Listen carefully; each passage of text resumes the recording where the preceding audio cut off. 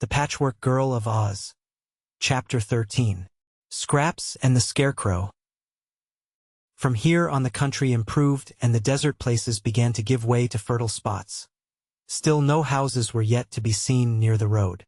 There were some hills with valleys between them, and on reaching the top of one of these hills the travelers found before them a high wall, running to the right and the left as far as their eyes could reach. Immediately in front of them, where the wall crossed the roadway, stood a gate having stout iron bars that extended from top to bottom. They found, on coming nearer, that this gate was locked with a great padlock, rusty through lack of use. "Well," said Scraps, "I guess we'll stop here." "It's a good guess," replied Ojo. "Our way is barred by this great wall and gate. It looks as if no one had passed through in many years." "Looks are deceiving," declared the Shaggy Man, laughing at their disappointed faces. "And this barrier is the most deceiving thing in all Oz. It prevents our going any farther anyhow," said Scraps. "There is no one to mind the gate and let people through, and we've no key to the padlock." "True," replied Ojo, going a little nearer to peep through the bars of the gate. "What shall we do, Shaggy Man? If we had wings we might fly over the wall, but we cannot climb it, and unless we get to the Emerald City I won't be able to find the things to restore Yunsi Nunca to life." "All very true," answered the Shaggy Man quietly. "But I know this gate, having passed through it many times." "How?" they all eagerly inquired. "I'll show you how," said he. He stood Ojo in the middle of the road and placed Scraps just behind him, with her padded hands on his shoulders. After the Patchwork Girl came the Woozy, who held a part of her skirt in his mouth. Then, last of all, was the Glass Cat, holding fast to the Woozy's tail with her glass jaws. "Now," said the Shaggy Man, "you must all shut your eyes tight, and keep them shut until I tell you to open them." "I can't," objected Scraps. "My eyes are buttons, and they won't shut." So the Shaggy Man tied his red handkerchief over the Patchwork Girl's eyes and examined all the others to make sure they had their eyes fast shut and could see nothing. "What's the game anyhow, blind man's buff?" asked Scraps. "Keep quiet," commanded the Shaggy Man sternly. "All ready? Then follow me." He took Ojo's hand and led him forward over the road of yellow bricks, toward the gate. Holding fast to one another they all followed in a row, expecting every minute to bump against the iron bars. The Shaggy Man also had his eyes closed, but marched straight ahead nevertheless, and after he had taken 100 steps by actual count, he stopped and said, "Now you may open your eyes." They did so, and to their astonishment found the wall and the gateway far behind them, while in front the former blue country of the Munchkins had given way to green fields, with pretty farmhouses scattered among them. "That wall," explained the Shaggy Man, "is what is called an optical illusion. It is quite real while you have your eyes open, but if you are not looking at it the barrier doesn't exist at all. It's the same way with many other evils in life.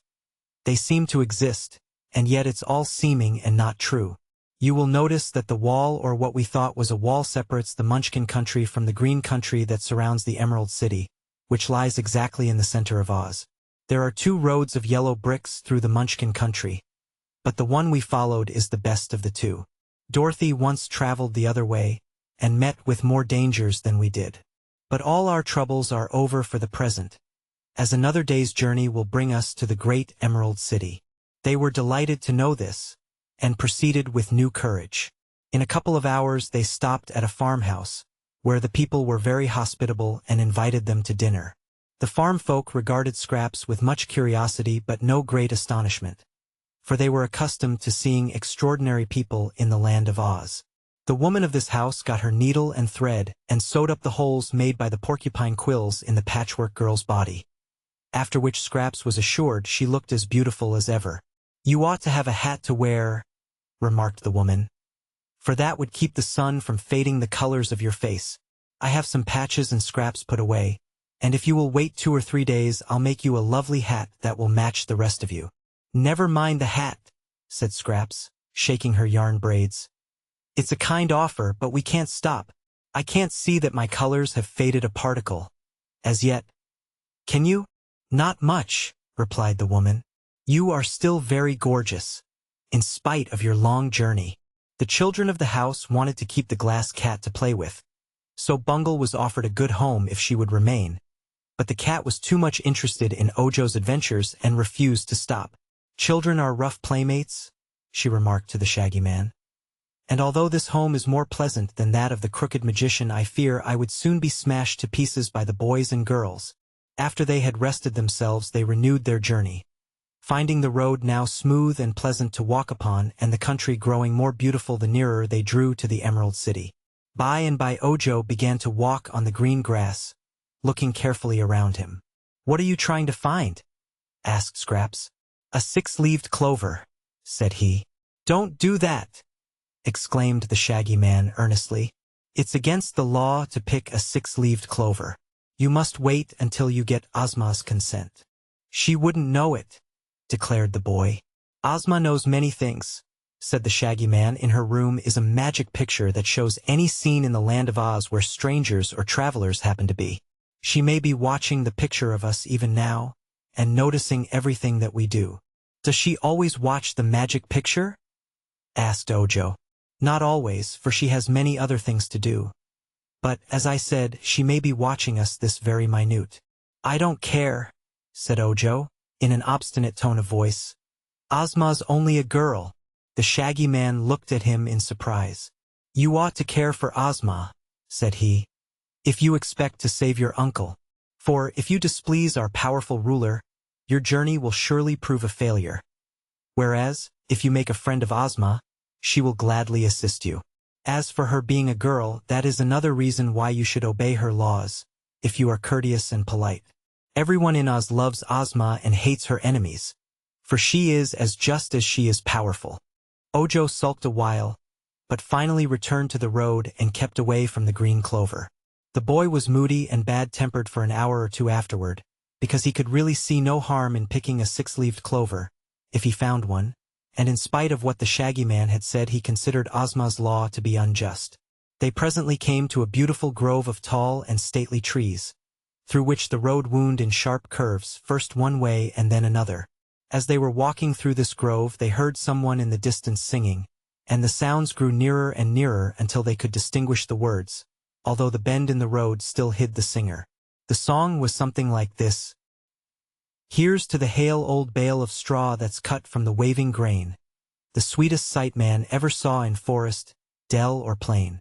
It fills me with a crunkling joy a straw stack to behold, for then I pad this lucky boy with strands of yellow gold." "Ah!" exclaimed the Shaggy Man. "Here comes my friend the Scarecrow." "What, a live scarecrow?" asked Ojo. "Yes, the one I told you of. He's a splendid fellow, and very intelligent. You'll like him, I'm sure." Just then the famous Scarecrow of Oz came around the bend in the road, riding astride a wooden sawhorse which was so small that its rider's legs nearly touched the ground. The Scarecrow wore the blue dress of the Munchkins, in which country he was made, and on his head was set a peaked hat with a flat brim trimmed with tinkling bells. A rope was tied around his waist to hold him in shape, for he was stuffed with straw in every part of him except the top of his head, where at one time the Wizard of Oz had placed sawdust, mixed with needles and pins to sharpen his wits. The head itself was merely a bag of cloth, fastened to the body at the neck, and on the front of this bag was painted the face, ears, eyes, nose, and mouth.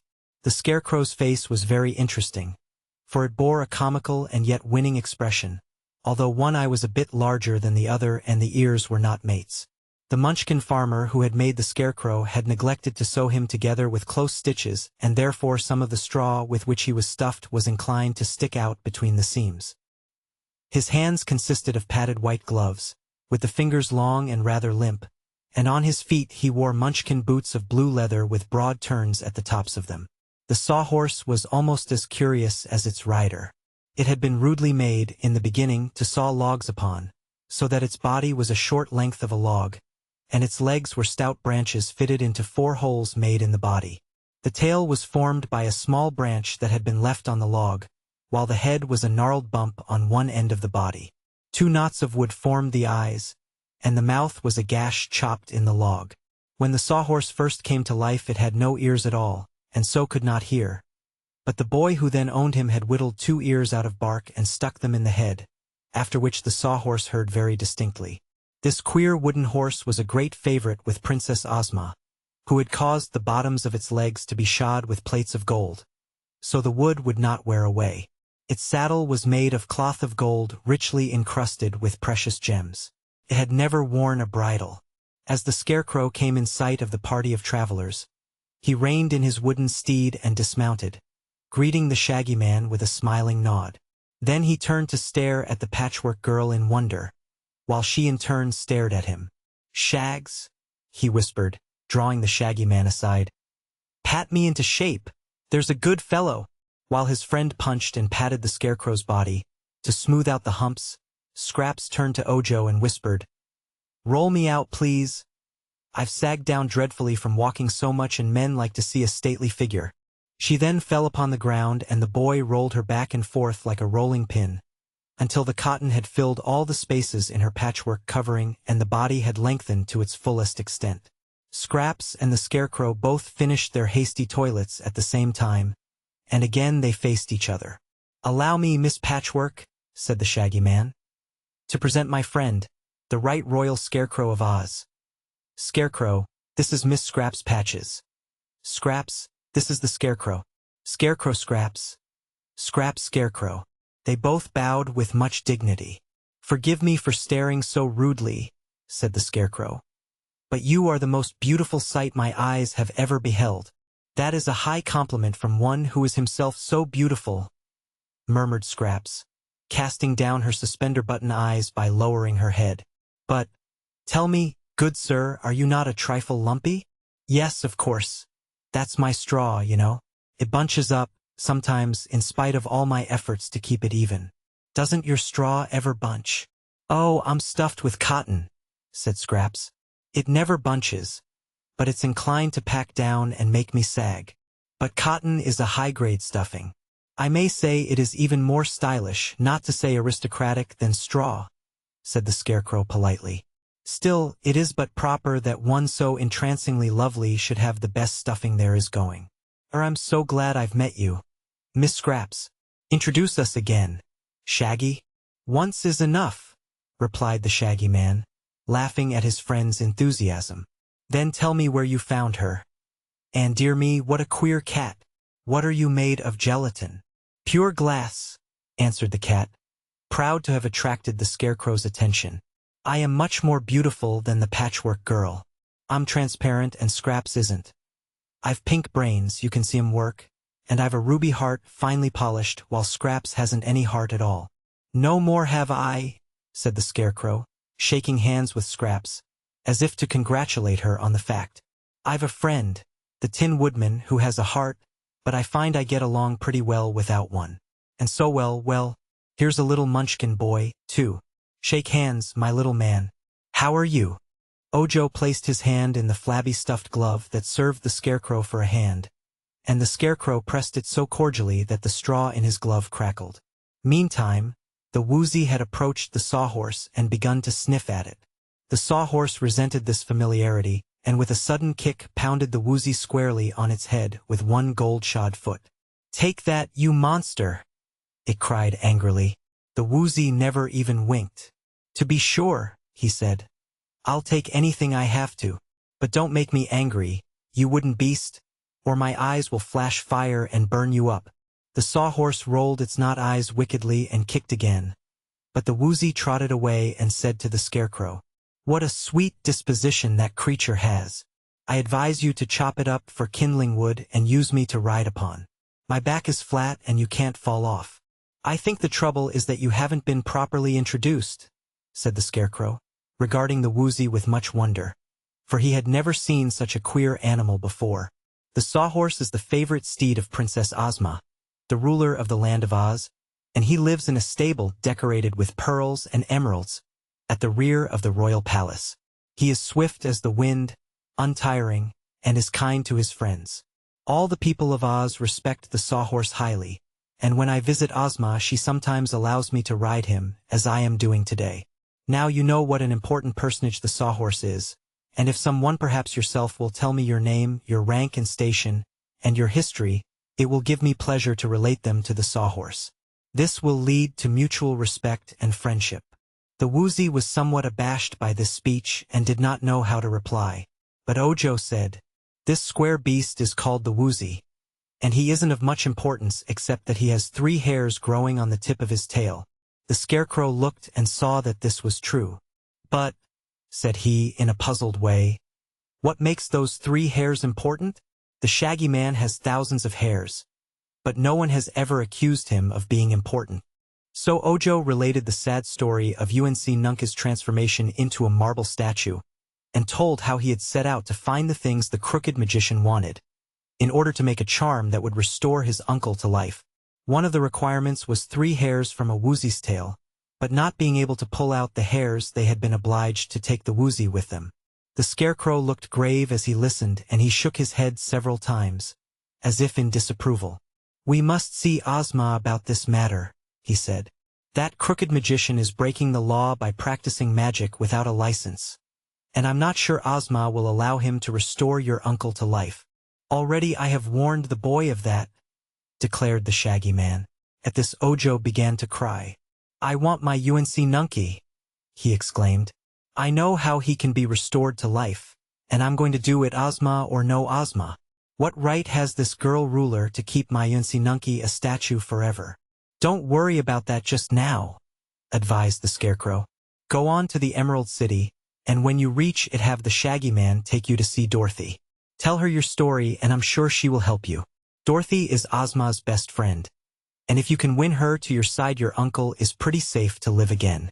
Then he turned to the woozy and said, "I'm afraid you are not important enough to be introduced to the Sawhorse after all." "I'm a better beast than he is," retorted the woozy indignantly. "My eyes can flash fire, and his can't." "Is this true?" inquired the Scarecrow, turning to the Munchkin boy. "Yes," said Ojo, and told how the woozy had set fire to the fence. "Have you any other accomplishments?" asked the Scarecrow. "I have a most terrible growl, that is, sometimes," said the woozy, as Scraps laughed merrily and the Shaggy Man smiled. But the Patchwork Girl's laugh made the Scarecrow forget all about the woozy. He said to her, "What an admirable young lady you are, and what jolly good company. We must be better acquainted, for never before have I met a girl with such exquisite coloring or such natural, artless manners." "No wonder they call you the wise Scarecrow," replied Scraps. "When you arrive at the Emerald City, I will see you again," continued the Scarecrow. "Just now I am going to call upon an old friend, an ordinary young lady named Ginger, who has promised to repaint my left ear for me. You may have noticed that the paint on my left ear has peeled off and faded, which affects my hearing on that side. Ginger always fixes me up when I get weather-worn." "When do you expect to return to the Emerald City?"